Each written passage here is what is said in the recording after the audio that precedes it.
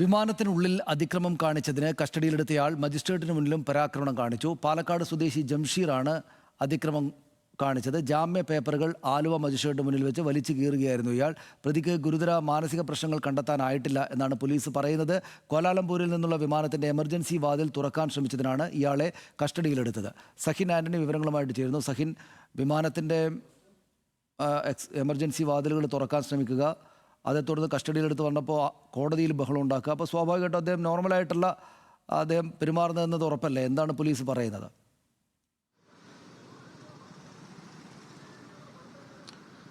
സനീഷ്, കോലാലംപൂരിൽ നിന്നും കൊച്ചിയിലേക്ക് വന്ന വിമാനത്തിന്റെ എമർജൻസി വാതിലാണ് ഇയാൾ തുറക്കാൻ ശ്രമിച്ചത്. ഇത് പിന്നീട് യാത്രക്കാർ ഇയാളെ തടസ്സപ്പെടുത്തുകയും അയാൾക്കെതിരെ കേസെടുക്കുകയും എല്ലാം ചെയ്തിരുന്നു. ഇന്നലെ ഇയാളെ ആലുവ മജിസ്ട്രേറ്റിന് മുന്നിൽ ഹാജരാക്കി. അവിടെയും ഇയാൾ പരാക്രമം തുടർന്നു എന്നുള്ളതാണ്.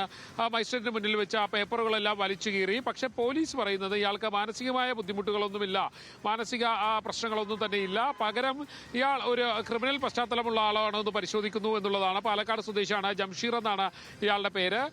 ഇയാളെ ആദ്യഘട്ടത്തിൽ പിടികൂടിയപ്പോൾ പോലീസ് വിചാരിച്ചിരുന്നത് ഇയാൾക്ക് മാനസിക ബുദ്ധിമുട്ടുകളുണ്ട് എന്നുള്ളതായിരുന്നു. പക്ഷേ അങ്ങനെയല്ല എന്നാണ് പോലീസ് ഇപ്പോൾ പറഞ്ഞു വയ്ക്കുന്നത്.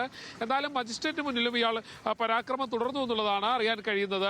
സനീഷ്, ശരി, നന്ദി സഹിൻ വിവരങ്ങൾക്ക്. ആളുകൾക്ക് മാനസിക ബുദ്ധിമുട്ടുകളുണ്ടോ എന്ന് പരിശോധിക്കേണ്ടതും അതേക്കുറിച്ച് തീർപ്പ് പറയേണ്ടതും പോലീസല്ല എന്നൊരു കാര്യം കൂടെ അതിനകത്തുണ്ട്. എന്തായാലും ഈ പ്രശ്നം വിമാനത്തിനകത്തുണ്ടാക്കിയിട്ട് പിന്നീട് മജിസ്ട്രേറ്റിന് മുമ്പാകെ ഹാജരാക്കിയപ്പോൾ അവിടെയും കുഴപ്പങ്ങൾ ഉണ്ടാക്കി എന്നാണ് കാണുന്നത്. അതിൻ്റെ